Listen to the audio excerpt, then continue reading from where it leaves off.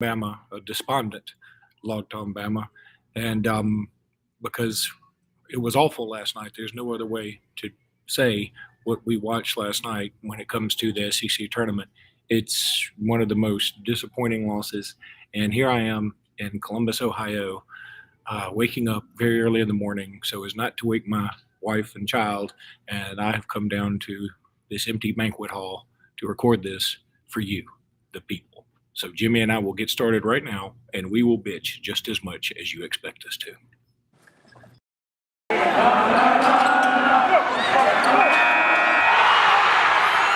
You are Locked On Bama, your daily podcast on the Alabama Crimson Tide, part of the Locked On Podcast Network, your team every day.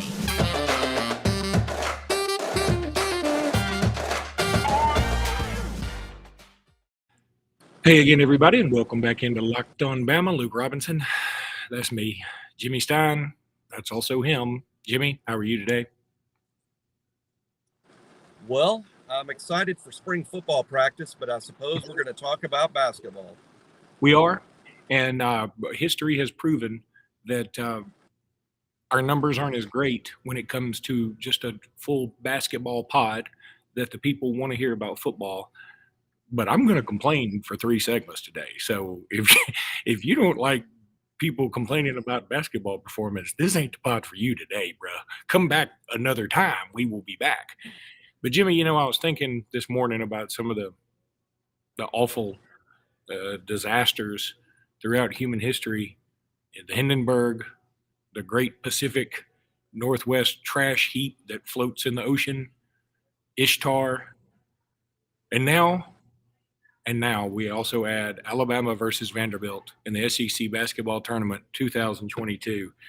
I'm here at the lovely Doubletree in Columbus, Ohio, at the Nate Oates Appreciation Banquet. You can see there's nobody behind me. I kid. I still love Nate Oates. Don't get me wrong.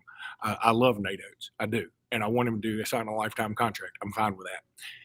Last night was abysmal. Jimmy, and I'm just going, let me ramble here for a second, then I'll let you ramble. But, I thought about how when Alabama football team, I think it was 2017, was trash talked by Vanderbilt before the game, they came out and beat them so badly. They sent 5 of their guys to the regular hospital. 3 of their guys quit football, and 2 of their guys actually went to children's hospital. That's right. They reverted to being children because we beat them so badly, because we don't put up with that. This basketball team allowed Scottie Pippen, who I tweeted out, gets more whistles than Marilyn Monroe walking by a construction site. They let him trash talk them. And then, without really scoring much from the field, doing all his damage from the free throw line, they let him single-handedly almost lead Vanderbilt to victory after we had a 14 or 15 point lead. There's no redeeming quality about this game. This was not, oh well, if this had happened and that had happened, and if we could have, found our groove here. There's nothing to pull from this that's good. Nothing. Well, JD played pretty well. I mean, he did. I mean, particularly the first 25 minutes of the game, Alabama played really well. Not just pretty good. I thought Alabama played really well. I also think too many people confuse a bad result with not playing hard. I thought Alabama played hard. Again, for 25 minutes, that was good. They were beating a good team that had been playing good basketball for 3 weeks by 15 points. And despite being in some foul trouble, despite Quinterly not playing many minutes because of foul trouble, again, 25 minutes of the game was great. The last 15 minutes was just abysmally terrible, just absolutely horrible, and not so much effort. I think they were a little shell-shocked, but they've played that way all season long. When things go bad, they go really bad. They gave up 46 points in 14 minutes. 46 in 14 minutes. That's hard to do against that's just hard to do if we just weren't on the floor and just let Vandy just do a layup line for 14 minutes. That's crazy bad. If you give up 46 and a half, you've given up 92 in a game. They gave up 46 in 14 minutes. Here's the worst part of beyond that, how bad that is. Here's the worst part. I'm not surprised. I'm not surprised. Not like, wow. I'm like, well, there you go.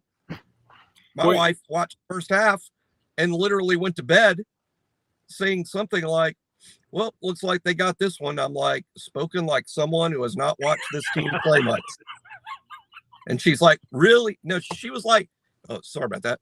She was like, really? Like, we would lose this? And I'm like, oh, this is far from over. Because not that I expected it, but I just wouldn't have been surprised. And here I am. I'm upset and frustrated, disappointed, but am I surprised? No, not at all. Jimmy, the last 15 minutes were so bad that it made me forget about the first 25 minutes. You're right. They did play hard. I shouldn't say there's no redeeming factor. Also, by the way, just as a complete side note, I realize that the last 15 minutes of that game was about the video production equivalent of this podcast, because right now I'm in an empty banquet hall and the lighting is so bad on me. I did the face app, that like can see how you look when you get older, and it told me we can't go any older than the way you look right now. Like, we can't project you to look any older. You've reached your limit in this lighting. 125 as far as this app will go. But anyway, they did play pretty hard. But man, again, you hate to call out anybody specifically because this was a team failure and a staff failure, by the way. I mean, I do love Nate Oates. I do. I want him to stay forever. I want him to always be there. But man, I think it's fair to say he has not figured out at all, and nobody on this staff apparently has figured out how to reach this team in any capacity. There's nobody who has stepped up to be a leader. Once again, we're shooting free throws late. We were shooting free throws poorly all game, so maybe this isn't fair. I mean, our free throw percentage, I think, for the game was somewhere around 55%, which is abysmal. It's just stinky. And we shot 30-something. I mean, that's another thing. The whistles were crazy. I mean, there were 81 free throws shot in this game or something ridiculous like that. At a time, I'm fine if they're 81 free throws. If we're really going to start cleaning up college basketball, I'm fine with that because I think everybody will adjust. I'm not fine with it in today's college basketball because you're not supposed to call 81 free throws right now. Nobody's doing that anytime. Anyway, Quinterly had a shot late to make some big free throws, didn't make them. Some other guys had shots late to make some big free throws, couldn't make them. And I'll tell you that the whole thing started to me. I could see the meltdown coming when I think it was Bediako had a nice interior pass to Juwan Gary for a bunny of a layup. Yeah. I mean, most people would dunk it in Division I college basketball. And Juwan Gary just went in for the layup, and I was thinking, okay, I'd rather him go in for the easy layup than the 1% chance he misses the dunk. It never dawned on me in that millisecond that it happened that he could miss that layup. He didn't just miss it. He missed it badly. It rolled off the rim. That was an easy – I mean, all layups are easy. I mean, layup is synonymous. We use layup as a term, even non-basketball, in our lives, at right. Work, at home. Something that's super crazy easy is a layup, right? It wasn't just a layup. That was as easy of a shot as possible in the sport. Other layups think that was a layup. And then I think Vandy came down and hit a 3 right after that, I think, or either that or they got an N1 or something. I mean, it was so layup. It was slightly more difficult than Juwan's, but JD missed a layup on the very next possession. That's right. Okay, Jimmy, go ahead. I was about to rant. But don't rant yet because I got to do a live read. Yeah, do a live read. I want to tell you about Built Bars. I love these things. I wish I had brought one with me to Columbus, Ohio. I'm starving. I didn't get in until 1 o'clock last night. I could have used a Built Bar. I forgot my Built Bars. But this is the time of year you usually give up on your New Year's resolutions. My New Year's resolutions was to quit complaining about Alabama basketball. That's over. But I have stayed to my resolution of eating better. and eating Built Bars more often because they are good to keep you filling. I've lost a little bit of weight. Love them for that. Have you tried their puffs? They're absolutely delicious. You need to go get you some. These Built Bar puffs are fantastic. They're protein infused marshmallow, which sounds almost something alien. That's so good. They have all kind of kick-ass flavors like cinnamony, yurt churro, coconut marshmallow, banana cream pie, all these awesome flavors. Go to built.com, use promo code LOCKED15. That's built.com, use promo code LOCKED15. Go get you some of these puffs. I'm telling you, you will not regret it. You'll love it. And then tweet at us about how awesome they are and about how right we are about this. Go to built.com, use promo code LOCK15. That's promo code LOCK15 at built.com. Jimmy, you may rant, my friend. And so I'm gonna rant calmly about this, but I'm not gonna call any basketball players out by name. I'm not gonna do that because it's not. I don't like it. But I will, however, have a rant while I'll let you guys fill in your own names. And I'm not even going to mention basketball. I'm just going to say this about sports and about our favorite team, which is Alabama, the football team. The best players on the football team are Will Anderson and Bryce Young. I think we all agree that that's true. They're the best two guys, the best two players on the team. They are also leaders. They're Saban bots. They're driven. They lift the play of the team around them. They're good people. They're good guys. They're who your daughter, should marry. They're great people and they get it done, and they're the best players, and they're Saban bots. And I'm not even going to talk about that's my rant about basketball. The best players on the football team consistently, really throughout the whole Saban dynasty, frankly. But the best players have always been also the best guys. That's on the best my rant. teams. Yeah, on the best teams. You're absolutely right. I think you're right. The best Saban teams. Yeah, for sure. That's my rant about basketball. Y'all fill in names and get what I'm talking about. And let me add this. Let me go on a little bit of a rant here too. You know, one thing I don't want to see. I'm tired of. Don't do this anymore, guys. I mean, just don't. It makes you look kind of foolish. You know when if a friend comes to you and says, I can tell something's troubling you. Would you open up about it? And you're like, well, nah, I don't want to because, you might think it's stupid. And their friend's like, no, trust me, I open up about it. And so you open up about it and your friend goes, that's stupid. And you're like, hey, I didn't told you it was probably stupid, but I'm opening up. I'm being vulnerable here. What I don't like is the basketball team. This may not have anything to do with that. Again, I'm on little sleep, people, so just deal with me. What I'm sick of is some of the basketball players, and again, I won't fill in their names. You probably know who they are, have gone on Twitter and other social media and saying things like, oh, if you're not going to be with us on the lows, don't be with us on the highs. Okay, I bought into that mid-year when they had some bad losses, and I was thinking, okay, I like the attitude. And they've kept doing it. You can't keep doing it if you don't ever come back from it. Don't get on social media today and say, well, we're just, it's one small setback for a large comeback. Don't do any of that.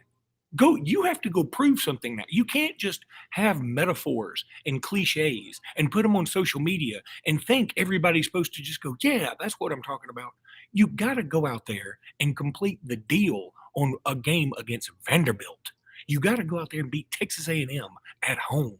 You got to do those things. I mean, you don't have to do them if you, let's say, had, beaten Georgia on the road like everybody, literally 25 other teams did. They lost 25 games. I guess it wasn't 25 teams, but some of them beat them twice. But we're the only team that lost to Georgia in this whole conference. We're the only one. So I'm tired of the hey, why are y'all doubting us? We're doubting you because you have given us time and time and time of example of why you should be doubted. That's the problem. And so go out there and prove. We want you to prove us wrong. I hate the Alabama fan that's on various sites right now saying maybe we should decline an NCAA tournament. You brought this up to our text chain. That's the dumbest thing I've ever heard in my life. Are you I mean, that's minds? like, good Lord. Why would you do that? I Why can't would you do that? I can't even believe we're talking about it. It's so, that's like the ooh. We're on your side. But see, I think it's okay for the fans to be like, hey, look, what the hell? What the hell was that? Right. And it's not like this is just, these are isolated incidents. We now have, this team has lost. Are they 19 and 12 now or 19 and 13? I can't remember off the top of my head. We have a losing record in 2022. That's a fact. We have a losing record in 2022. Since January 1st, since we beat Tennessee in the final game of 2021 to open the SEC season. We beat Tennessee, which was a great win. I would argue now that was the height of the season. I beat Tennessee to end 2021. We had beaten Gonzaga just 3 weeks before. And in 2022, we now have a losing record. We've lost one more game than we've won this year, and we're now into March. But about the not declining the NCAA bid, that's just so ludicrous, absurd, stupid. But this is true. Look, I don't want it to be all depressing, because there's a macro sense and a micro sense. Okay. And the best way to describe that is I'm sitting in rain right now. There's climate and there's weather. Some people don't know this, but those are two different things. Climate and weather are two different things. Weather is what is happening today, right now, as we speak. It's raining here in Daphne, Alabama. It's raining. Macro sense, climate means how often does it rain in 365 days? Do you have a wet climate or a dry climate? Measured by how often does it rain over the course of a year? That's macro versus micro. Macro sense, our basketball program is going great. It really is. We have a good coach. He's young. He wants to be here. He's recruiting well. We're building a new arena. We have an exciting recruiting class coming in. We have a 5-star that was injured all year. We'll get back healthy for next season. In the macro sense, Alabama basketball is going great. The climate is fine. But the weather, the micro sense, it's raining. It's raining. It's raining. Today sucks. Today sucks. A few of the weather, we've had some bad weather. And it sucks. And I'm ready for the spring and some sunshine, which basically means next year. But it's okay to differentiate between climate and weather. It's okay to say, hey, we have a climate problem, but it's sunny and 72 today. Or, in the grand sense of things, our basketball program is great. No one should even remotely entertain the idea that we need a new coach or that we need to get rid of 13 guys and bring in 13 new ones. No, we need some fixes. We need to put the car in the shop. We don't need to drive it off a cliff and hope it explodes and defraud the insurance company. We don't need to do that. We just need to put the car in the shop, and then it'll be fine. Jimmy, the weather was so bad last night. James Spann did the report from his own basement. That's how bad the weather was last night. But now I need to tell everybody about betonline.net. It's that time of year where college basketball is going full tilt. The college basketball tournament is upon us. From all the latest odds, contests, and player props, BetOnline is the number one source for all your sports betting needs and info. BetOnline remains the best spot for all your sports scores, podcasts, and news this season. It's not just basketball. They got everything you want, any sport. And it's your continued source for all sporting wagering information needs, including live betting and your favorite Vegas casino games. Head to the website today and use your mobile device to learn more about the trends and actions. BetOnline is where the game starts. So, Jimmy, last night I just kept having all these things run through my head like, God, if we were playing the Washington Generals tomorrow, I bet we'd be a 6.5 point underdog.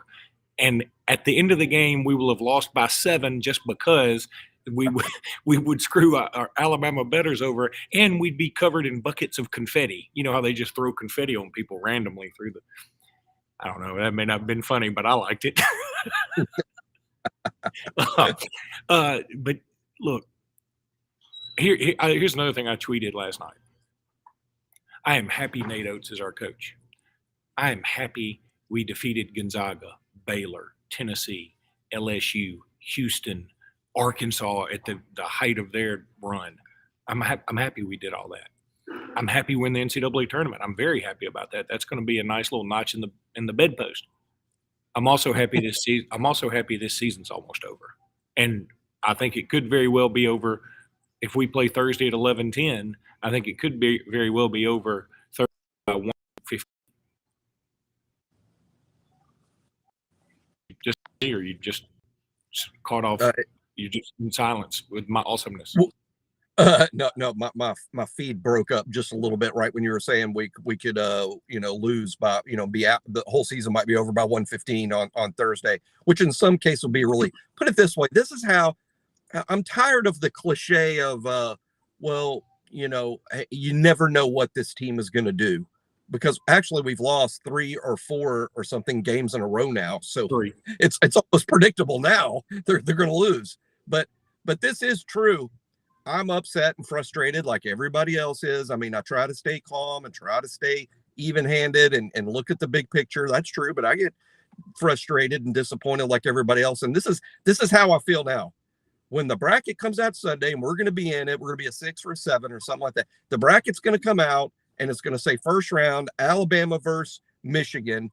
And the first game I pick on the whole sheet is going to be, well, I'm picking Michigan. I mean, I will fill that out before I get to circling the ones beating the 16s. I mean, well, I'm picking against Alabama because that's how I feel. And I'm telling you, I am right now as we speak. I'm picking against Alabama in the first round in my bracket just because that's how I feel. And you know what that means? We'll probably be in the Sweet 16. No, it doesn't mean that. I mean, that's another thing. I'm tired. You talk about cliches. You're right. I mean, we keep talking about the only thing that's predictable about this team is it's unpredictable. No, I think it's it's really pretty clearly predictable now. We have a losing record in 2022, so and it is getting. Not only have we lost 3 in a row, I would say we've lost to 3, if not just average teams. Barely LSU's above average team. LSU's not bad, but they're not great. We didn't. It's not like we had a losing streak to the top 4 seeds in this SEC tournament. Whoever we play in the first round is probably as good as LSU. That's true. Vanderbilt played they played Wednesday night. Jimmy, they played Wednesday night. Vanderbilt's bad. That's what I'm saying about giving up 46 and 14 minutes to Vanderbilt is just ridiculously bad. They're not good. Even Pippen, we make Pippen look like his dad. He's not. By the way, is he the most? Not. I wish somebody had a Michael Jordan Jr. on their team so they could straighten that kid up. Is there anybody less likable in college basketball right now than Scottie Pippen Jr.? I mean, seriously. He frustrates me. What's more frustrating is the officials. He seems to get LeBron treatment out there to an extent. I mean, but he does this all the time. He's just like flopping around. He looks like he should be out in front of a used car dealership. He's a flopper. I think my favorite line, I think it's when we played him the first time. Somebody on some board, posted or tweeted that, Scottie Pippen needs to be playing soccer in Europe, floppers there. But that was, and that's how he is. And he's the kind of guy that gets 10 calls and then maybe there was a foul that was missed and he'll complain like the neighbor's dog just bit him in the throat.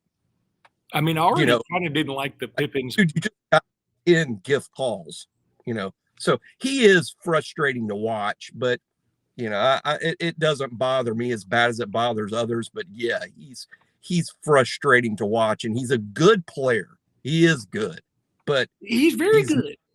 He's not a lottery pick.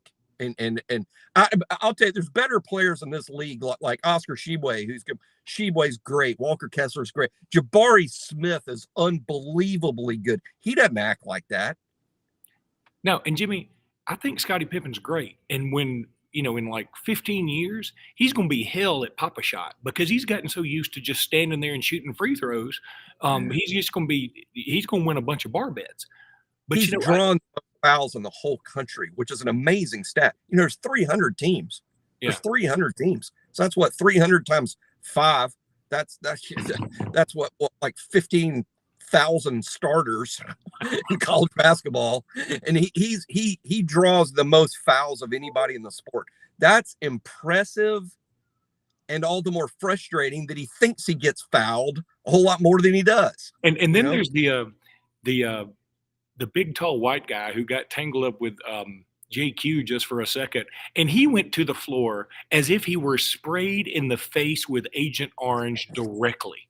And he just covered up his face, and it was so sad. And all I can think is that this flopping stuff is something that's taught to them. And until the officials say we're not falling for that shit, it's going to continue to be taught to them.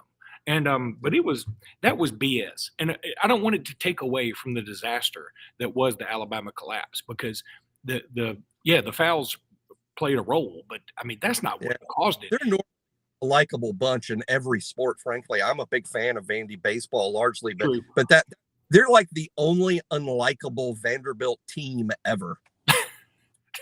Even the football team that called out our football team, when the guy said it and he said it in such a Michael Jackson-esque voice, he was like, "Alabama, you're next." We were like, "That's so adorable." I love his confidence. I think they had beaten Kansas State too. I think they had beaten Kansas State. That's right. To get in the last second. Yeah. Well, it wasn't like they blew them out. All right, that's going to do it for this episode. We will be back on Sunday afternoon after the selection show. We are going to make the NCAA tournament. I'll leave you with that positive note. We're not declining the bid. I'll let the crazies who say that be crazy. But we'll be back Sunday. And until then, everybody, I'm going to go out in the snow in Columbus, Ohio, and just stick my face in it, I guess, and try and find something more enjoyable than what was last night. But until then, roll tide, everybody. Roll tide.